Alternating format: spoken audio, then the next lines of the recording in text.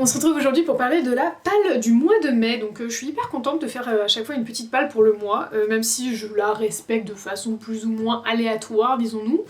Il y a des mois ça marche bien, il y a des mois bof. Vous verrez pour le mois d'avril, c'est pas la catasse, mais bon, c'était pas incroyable.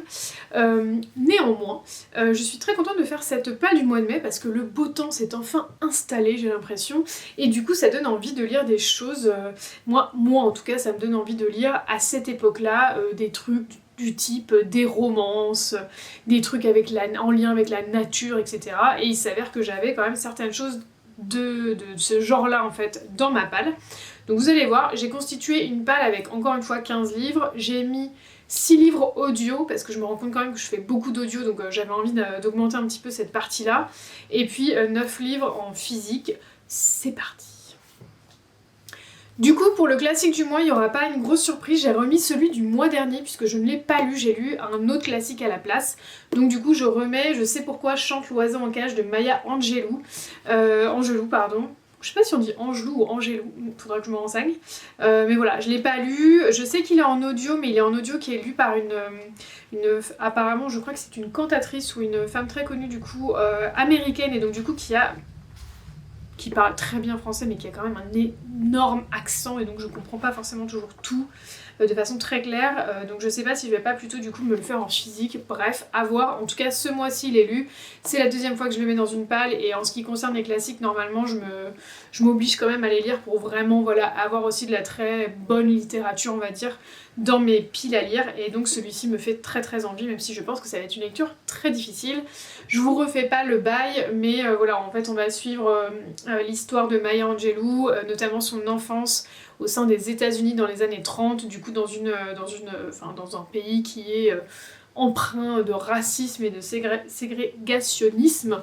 Donc j'imagine aussi qu'on va avoir un peu toute la montée aussi voilà, des mouvements voilà, anti-ségrégation, donc bah, voilà, moi j'ai hâte de lire un petit peu tout ce que ça va raconter, et puis surtout du point de vue aussi d'une jeune femme qui pour une fois est racontée en fait de façon très directe, puisque Maya Angelou va raconter son histoire, et je trouve que c'est très chouette voilà, de sortir pour une fois un peu du romancé pour avoir un peu la vérité brute, même si elle n'est pas forcément très très jolie. En ce qui concerne aussi les livres que j'ai repris du mois dernier parce que je ne les ai pas lus, il y en a que 2, puisqu'en fait mes envies pour ce mois-ci ont un peu changé.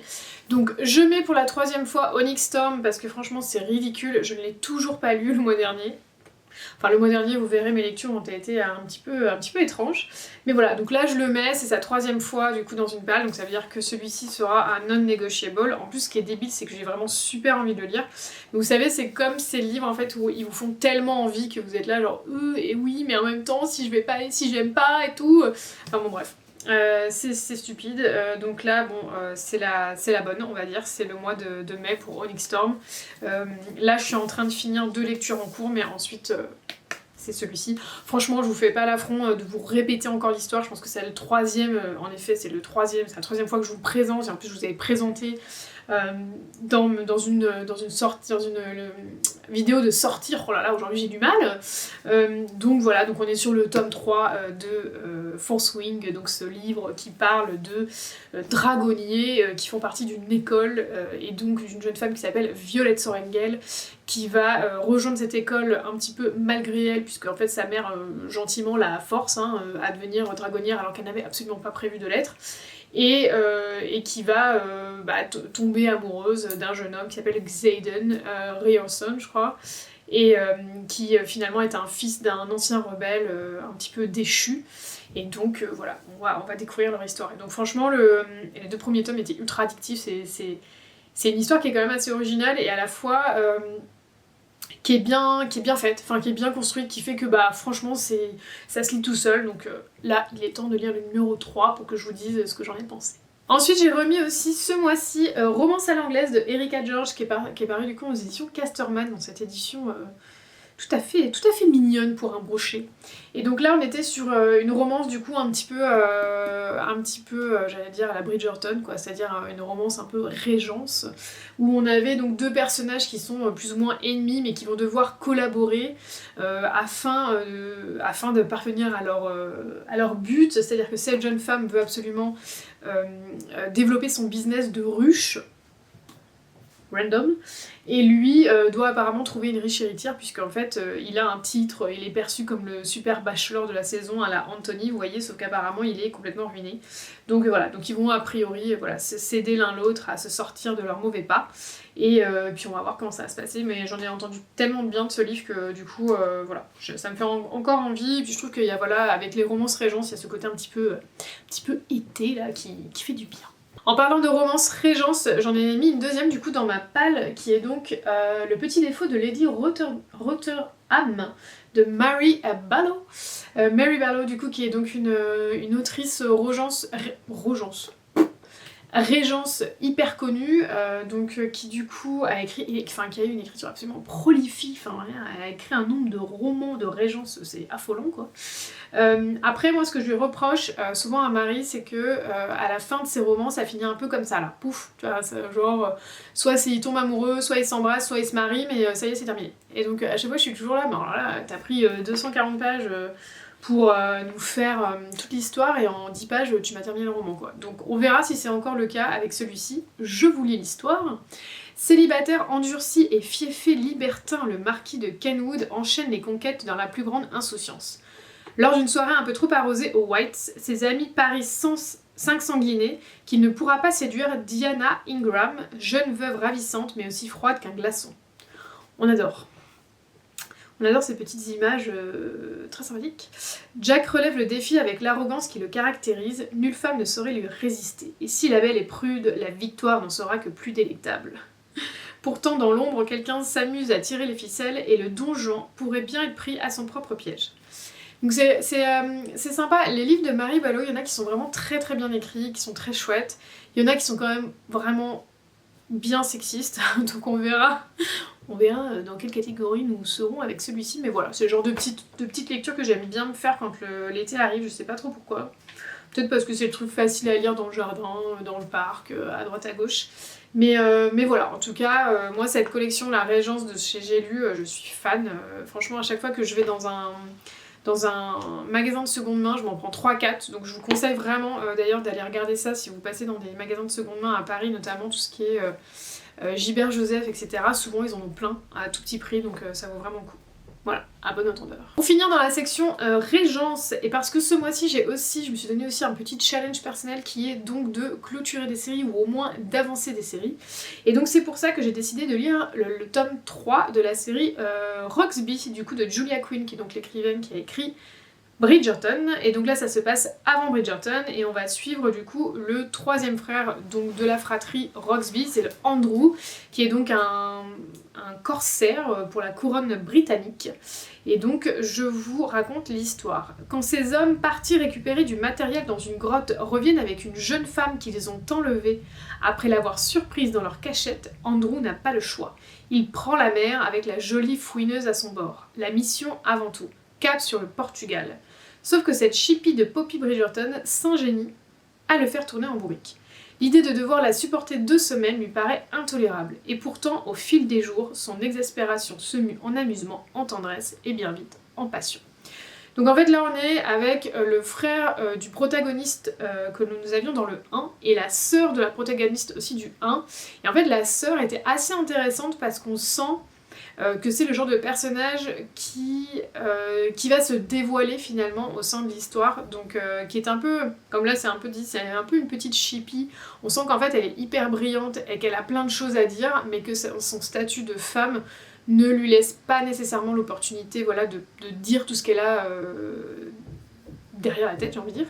Et donc je suis assez curieuse de voir comment ces deux personnages-là vont s'entendre, parce que donc elle, on a ce caractère-là assez flamboyant qui va qui va bon, visiblement se mettre dans une situation absolument impossible, et lui est un corsaire et a ce côté un petit peu oui je suis un peu le garçon de la famille qui fait les jolis cœurs mais qui en même temps a une belle position au sein de la marine, etc. Donc, mais en même temps a une position qui n'est pas l'aîné, donc du coup voilà, enfin on va voir un petit peu, si vous voulez, moi ce qui m'a fait l'impression ce personnage dans le premier tome, parce que dans le deuxième tome on les voit pas du tout du coup la fratrie, dans le premier tome c'est vraiment ce côté un peu, bon bah c'est un gentil dandy, mais il est un peu lisse, il a pas grand chose à raconter. Donc du coup bah, j'ai hâte de voir ce que ces deux personnages finalement vont nous concocter et voir comment leur relation va se créer, parce qu'on est quand même sur des personnages dont la personnalité est extrêmement différente. Affaire à suivre. Je suis trop contente de vous présenter ce livre parce que ça faisait un moment que j'avais envie de le lire, mais là il est arrivé en audio et donc je me suis dit mais allez, c'est vraiment la bonne occasion. J'avais commencé à lire en anglais puis je sais pas pourquoi je m'étais arrêtée, enfin vous savez il y a des livres comme ça, ça nous fait cet effet là, on sait pas trop l'expliquer. C'est du coup le Pumpkin Spice Café de Laurie Gilmore. Alors je sais qu'avec un nom pareil on se dit mais pourquoi tu l'attends pas l'automne, genre septembre, c'est forcément le moment pour lire ça. Mais voilà, moi il me fait envie maintenant donc j'ai envie de le lire maintenant.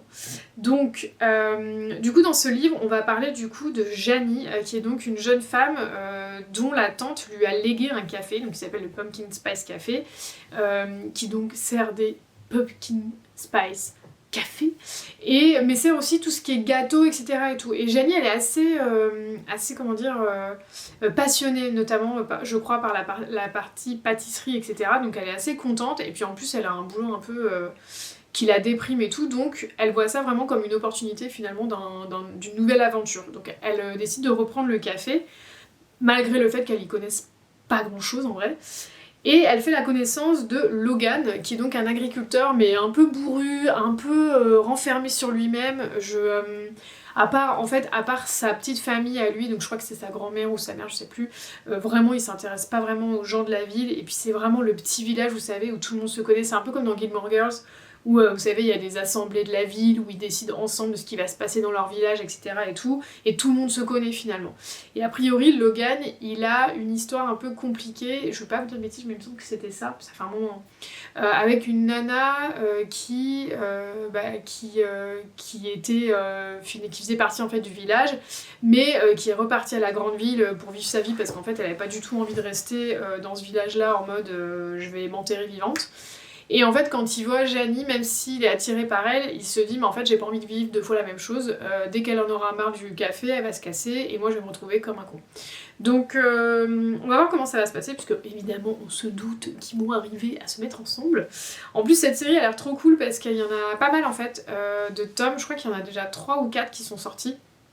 Et donc du coup ça me tente bien, et il y avait une youtubeuse que je suivais qui disait que franchement ils étaient de mieux en mieux les tomes et que c'était vraiment trop cool et qu'il y avait aussi un petit côté un peu saison à chaque fois, donc écoutez moi ça me chauffe bien. Après dans un aspect beaucoup plus historique, j'avais envie de lire Belle Green de Alexandra Lapierre.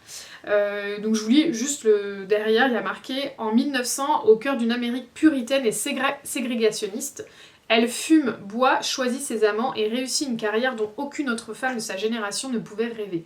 Elle est d'une modernité inouïe et toute sa vie est bâtie sur un mensonge explosif. » Donc franchement ça a l'air hyper bien. Je saurais pas vous dire en fait si c'est un livre qui est une espèce de biographie un peu romancée ou si c'est complètement imaginé. Mais en tout cas ça me chauffe pas mal parce qu'il me semble que ça a un rapport avec les livres. Donc je crois que son travail à elle c'est, je sais pas si c'est bibliothécaire ou s'il y a quelque chose comme ça. Mais voilà, donc écoutez, moi ça me tentait vraiment bien. En plus j'aime bien l'Amérique des années 1900 comme ça, je trouve qu'il y a une ambiance hyper chouette et donc du coup j'ai grave hâte de voir où ça va me mener. D'autant plus qu'il est en audio sur Nextory, donc ça va me permettre de l'avancer beaucoup plus rapidement parce que c'est quand même une sacrée bricasse, il y en a quand même pour 600 pages. C'est quand même pas mal. Mais voilà, donc j'avais envie de renouer un peu avec les romans historiques, donc j'espère que celui-ci ça a une réussite. J'ai pas trop l'habitude de lire comme ça des livres qui sont un petit peu biographie, un peu on suit vraiment la vie d'une personne pendant des années. C'est pas un genre auquel je suis assez habituée, donc on va voir si c'est quelque chose qui va me plaire ou non. En tout cas, voilà, a priori c'est un roman assez féministe, donc pourquoi pas. Ensuite, il y a un autre audio qui me fait très envie, toujours dans les années 1900, donc on continue un peu dans la veine, ça s'appelle Malgré les épines de J.L. Corol, qui est donc sorti aux éditions Chatterley. Et donc il est sur Nextory, donc j'avais très envie de le lire. Il y a marqué quand même entre Downton Abbey et Heartstopper, une savoureuse romance historique MM.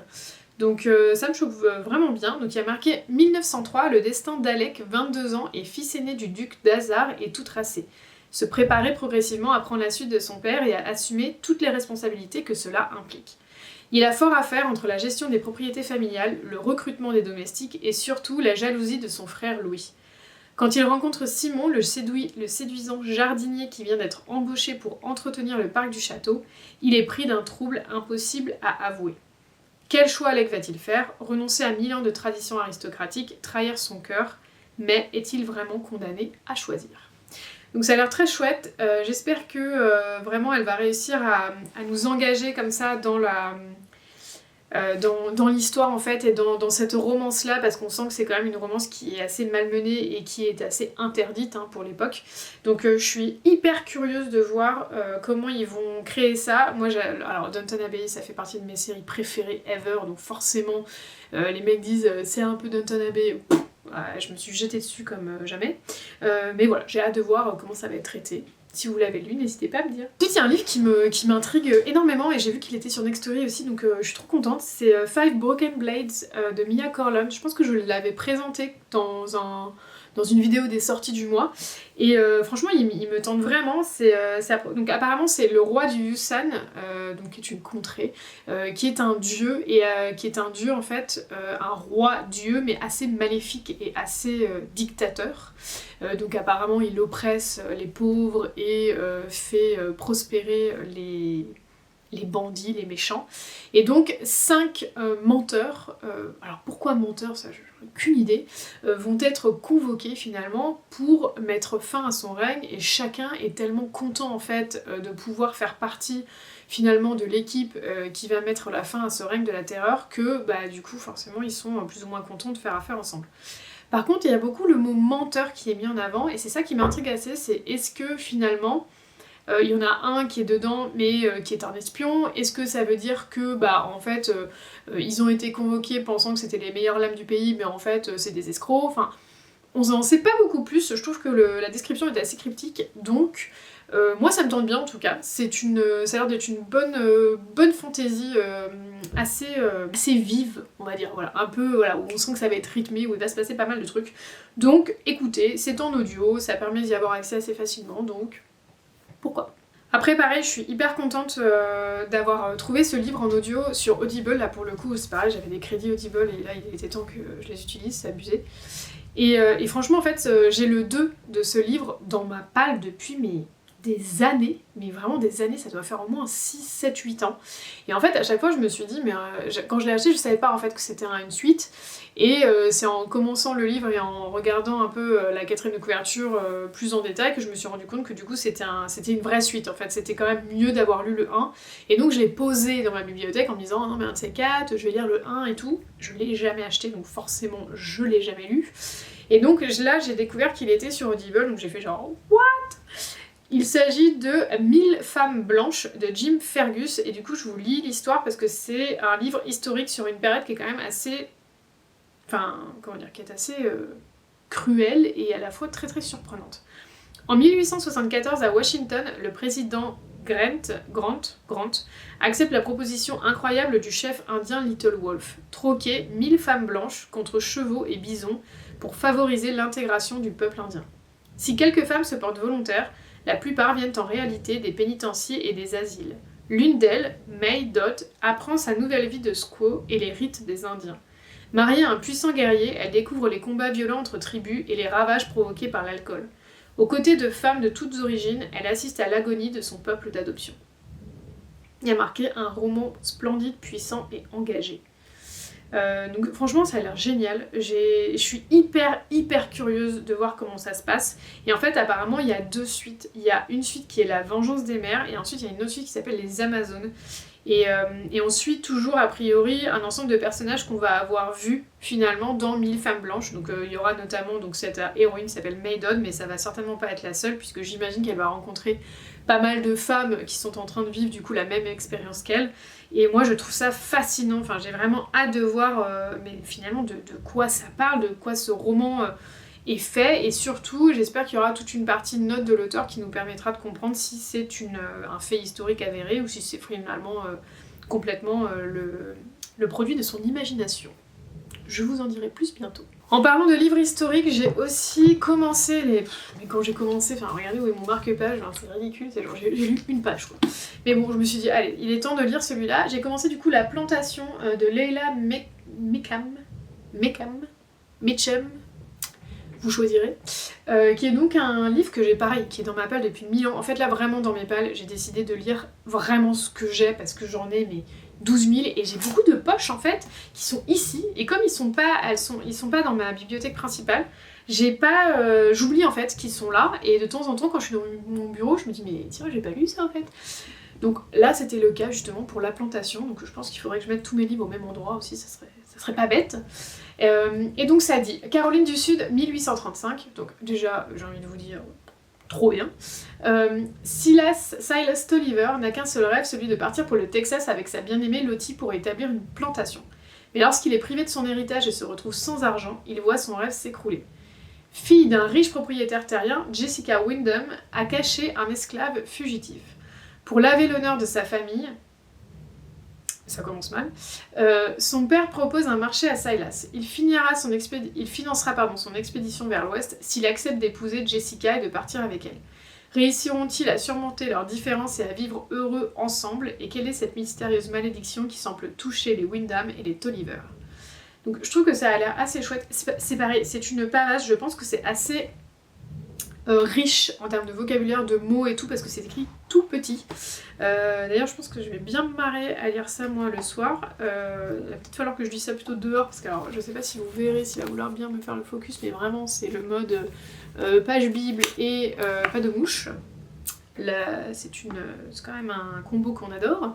Mais ça a l'air très chouette. En fait, en vrai, j'ai vraiment envie de voir à nouveau en fait ce genre d'histoire, parce que là je viens de me faire 1883 du coup sur Netflix, qui est donc le prequel de Yellowstone, où pareil c'est toute une famille finalement qui va partir du Texas là pour le coup et qui va aller au nord jusqu'au Montana pour finalement s'y établir, ouvrir un ranch etc et tout, enfin en tout cas acheter des terres et tout, et donc ce côté voyage m'avait vraiment passionnée.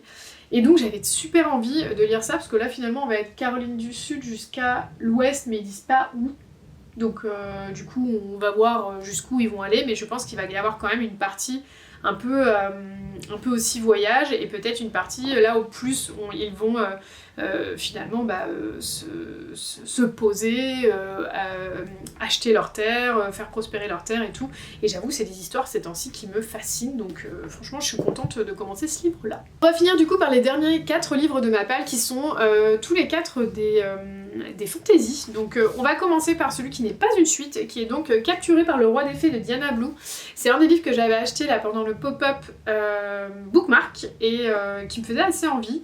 Même si l'histoire avait l'air complètement what the fuck, hein, soyons clairs. Donc on est avec Ilyes, a toujours été passionné par les contes et légendes de ses aïeuls, même si ce ne sont maintenant que de lointains souvenirs. C'est avec plaisir qu'il accepte de garder la maison de campagne de ses grands-parents. Quand le soir de son arrivée, il découvre un cercle de champignons dans la cour arrière, il se remémore vaguement les avertissements de sa grand-mère. Pourtant, il ne peut s'empêcher d'entrer dans la danse. Alors qu'une guerre menace le Cid, le voilà devenu captif du royaume des fées et de l'un de ses souverains, le séduisant Auban. Et si les mythes devenaient réalité? En fait, si vous voulez, ce qui m'intrigue vachement dans ce livre, c'est le côté... tout a l'air complètement sorti de nulle part, quoi. C'est-à-dire ce mec va garder une maison, va voir des champignons, il y a une histoire de danse, d'un coup il est capturé, enfin... Ça a l'air un peu, comme je disais, ça a l'air un peu what the fuck. Mais je sais que c'était un coup de cœur du coup de la rédaction du coup des éditions Bookmark, et franchement, est-ce qu'on peut se parler quand même de cette cette couverture, parce que alors moi, de façon absolument superficielle, j'ai vu la couverture, j'ai fait what? Trop beau quoi. Et donc bah, j'ai un peu foncé quoi, et donc là on a nos deux personnages a priori, hein. Donc on a un petit faé ou fée et un petit monsieur. Donc voilà, encore une romance MM, ça va être un peu le thème ce mois-ci parce que... Ah non, c'est dans mon autre livre où j'en lis aussi. Je vous en reparlerai. Mais voilà, donc écoutez, celui-ci me fait pas mal envie. Je sais pas trop ce que ça va donner. Je sais pas si ça va être vraiment en mode... l'autrice va réussir à nous embarquer dans son livre et dans son histoire, et en fait c'est un peu what the fuck et c'est un peu lyrique, etc. Mais ça passe. Ou alors est-ce que tout va me paraître un peu sorti de nulle part? On verra. On termine du coup aussi avec les 3 livres qui sont donc des suites ou des fins de série que je voulais absolument lire ce mois-ci. Donc il y a quand même pas mal de pavasses là ce mois-ci, donc je pense pas que je lirai tout. De toute façon, en moyenne, dans les bons mois, je vais lire 10, parfois 12 livres quand vraiment je suis on fire. Donc il y a quand même assez peu de chances que je lise toute ma palle. Surtout compte tenu des pavés, mais j'avais vraiment envie d'inclure des suites parce que je sens quand même là que j'avance pas, donc c'est parti. Je vous présente du coup Ce cœur empoisonné, le tome 2, et donc le dernier tome qui clôture la série qui s'appelle Ce funeste destin de Kaylin Bayron.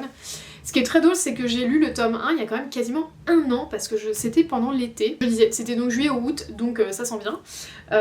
Et j'ai toujours pas lu la suite, alors que j'avais beaucoup aimé. Donc vous voyez, j'ai commencé à le lire, j'en suis là, j'ai lu genre 20 pages, et j'ai fait bon bah je lis autre chose. Débile. Donc on suivait du coup Briseis, qui est donc une jeune femme qui a des pouvoirs particuliers puisqu'elle fait pousser des plantes avec ses mains. Voilà, tranquille. Mais c'est une histoire qui est hyper intéressante parce que c'est une ado qui a été adoptée, qui vit avec ses 2 mamans, et en fait un jour elle se rend compte que la dernière personne de sa famille d'origine en fait est décédée et lui a légué un manoir magnifique au sein d'un domaine sublime, et donc comme ses mamans sont un peu en galère financièrement et tout avec leur j'allais dire leur pépinière, mais pas du tout, leur boutique de fleurs, et bien elle décide de tenter le tout pour le tout et d'aller du coup s'installer dans ce manoir là. Et Briseis, petit à petit, en fouillant dans le jardin, dans la maison et tout, va commencer à tracer finalement le fil de sa propre histoire familiale. Et c'était super bien, c'était hyper cool parce qu'on avait une héroïne qui pour une fois parlait avec ses mamans, se faisait des amis, enfin c'était pas, vous savez, l'héroïne un peu adolescente standard où il lui arrive plein de trucs what the fuck, mais la nana elle reste tout le temps toute seule dans son coin, on est là mais what, enfin moi il m'arrive un truc comme ça, direct j'appelle ma pote et tout. Non, eux ils sont toujours ok, je vais porter le fardeau du monde sur mes épaules tout seul. Donc voilà, là c'était pas du tout le cas, j'avais trouvé que c'était hyper intelligent de la part de l'autrice de faire ça. Outre ça, est-ce qu'on peut se parler juste du livre qui est lui-même juste magnifique. Donc non, je pense que je vais me faire un plaisir, et j'avoue que je l'ai pas lu parce que c'est pareil, c'est un peu comme Onyx Storm, j'ai un petit pincement. C'est un livre qui fait 300 pages, donc c'est un livre qui va se lire très très vite, qui est beaucoup plus petit d'ailleurs que le premier, donc j'espère que l'histoire va pas être trop rushée. Mais voilà, ça me fait un peu peur de terminer cette série parce que j'avais tellement aimé le 1 que voilà, j'espère que le 2 sera pas une déception. Je vous en dirai plus à la fin du mois parce que celui-ci j'aimerais vraiment le sortir. Après je me suis mis 2 pavasques et à mon avis ça sera plutôt l'un ou l'autre. Donc je me suis mis La Cité des Ruines de Carissa Wicks, donc c'est le Witchwalker, le tome 2, donc ça c'est la 2e fois que je le mets dans une palle, donc la prochaine fois, c'est la 2e ou 3e fois je crois, hein. Donc la prochaine fois c'est la bonne on va dire. Donc comme vous le savez, je vous avais déjà expliqué du coup dans Witchwalker, on est avec ce petit monsieur qui est donc un... Comment on appelle ça? Un faucheur de sorcières, voilà. Donc ça c'est d'ailleurs le nom du tome 1, qui vient faucher une sorcière dans tous les villages afin de protéger le royaume, mais malheureusement comme on revoit jamais la sorcière et qu'on n'a plus jamais de nouvelles d'elle, tout le monde se dit bon bah ok, la nana est morte, enterrée quelque part. Donc cette petite dame là, un jour on vient lui prendre sa sœur, et donc 1 an, 2 ans plus tard, je sais plus, elle se dit bah c'est simple, quand le faucheur de sorcières reviendra dans mon village, en fait je le kill et je vais récupérer ma sœur. Donc malheureusement c'est pas du tout ce qui va se passer. En fait le royaume va subir une attaque, va être mis sans dessus dessous. Elle va comprendre que finalement la place des sorcières dans la société, notamment au sein du royaume et de sa protection, est beaucoup plus forte que ce qu'elle avait imaginé. On est aussi face à une héroïne qui est un peu particulière parce que elle est sourde et muette, et donc dans un pays où finalement la magie se tisse par la voix via des chants, elle a développé son propre système pour pouvoir quand même chanter la magie, et ça c'était absolument passionnant. Donc dans le premier, on est vraiment sur une espèce de voyage et de découverte entre ces deux personnages-là, et aussi de découverte un petit peu de l'univers qui, comme je vous l'avais expliqué, est quand même un peu brouillon. Donc là, moi j'attends très fortement d'avoir des réponses et aussi d'avoir des éclaircissements, parce qu'il y a dans les fondations de ce royaume en fait des dieux qui se sont fait plus ou moins une guerre, enfin qui se sont... qui se sont aimés, détestés, enfin vous voyez, comme toute mythologie quoi. Et ça a résulté en un énorme bordel, donc qui donne le royaume actuel qui est pas forcément ultra clair, mais on sent que voilà, il y a beaucoup d'histoires personnelles. Donc voilà, il faut que je le lise rapidement parce que je sens qu'en vous en parlant, il y a quand même pas mal de détails dont je me souviens plus trop bien. Notamment je sais que le roi de la contrée d'où ils viennent tous les deux a toute une histoire personnelle avec les dieux, mais voilà, comme ça je me souviens plus trop des détails, donc voilà, c'est le genre de livre qu'il faut lire rapidement parce que c'est des livres qui sont riches. Et c'est un peu comme la Cité de Laiton, c'est-à-dire que quand on se remet les 100 premières pages du tome d'après, on est un peu genre ouh là là, alors attends, toi t'es qui, tu vas où, qu'est-ce qui t'était arrivé déjà, et je sens que c'est exactement ce qui va se passer. Pour finir, je vous présente du coup, pour la deuxième ou troisième fois aussi, c'est pareil, hein, ça c'est de là, hein, c'est comme ce funeste destin, hein, je pense que ça va être des non-negotiables sur ce mois-ci, donc on verra. Mais il s'agit du coup du Trône de Sang de Chloé C. Peñaranda. C'est le tome 3 dans la série des héritiers de Doungardia. C'est une série que j'ai beaucoup aimée sur le tome 1. Le tome 2 m'a laissé quand même assez pantoise, comme je vous avais expliqué, puisque le tome 2 reprenait énormément de tropes, de tropes et puis carrément de... J'ai presque envie de dire de passage, quoi, enfin d'éléments, on va dire, de la série Célena Sardociane, c'est-à-dire le Trône de Glace. Et donc du coup, j'étais un peu genre, ok, très bien, alors là, meuf, entre le tome 1 et le tome 2, j'ai l'impression que t'as écrit une nouvelle histoire. Donc je suis curieuse de voir ce qui va se passer dans ce tome 3, il faut savoir quand même que c'est une série qui s'est écrite en 5 tomes, donc je crois que les 5, ça y est, sont sortis en français, donc ça c'est plutôt aussi une bonne chose. Ce sont des pavasses, mais ça se lit quand même assez bien, et ce que j'aime bien avec la plume de Chloé C. Peñaranda, c'est que vraiment... elle écrit quand même des personnages qui sont assez chouettes, qui ont des défauts et qui malheureusement parfois ne prennent pas toujours les décisions qu'on voudrait qu'ils prennent, comme dans chacune des fantaisies qu'on lit et des romans de fantasy qu'on lit. Mais c'est quand même un univers qui est assez chouette, qui est assez bien développé, et donc du coup j'ai envie de voir si ce tome 3, elle va juste enfoncer le clou et nous faire un espèce de remake finalement du Trône de Glace, ou est-ce qu'elle va vraiment... rebroder des nouvelles histoires, des nouveaux événements qui vont un petit peu s'écarter de ça. Franchement, à suivre. Je sais qu'il y a beaucoup de gens qui ont arrêté après le tome 2 en disant mais attends, c'est une vieille réécriture de Sarah J. Maas, il est hors de question que je lise ça. Moi, j'avais quand même tellement bien apprécié ma lecture que j'ai quand même eu envie de lire le 3.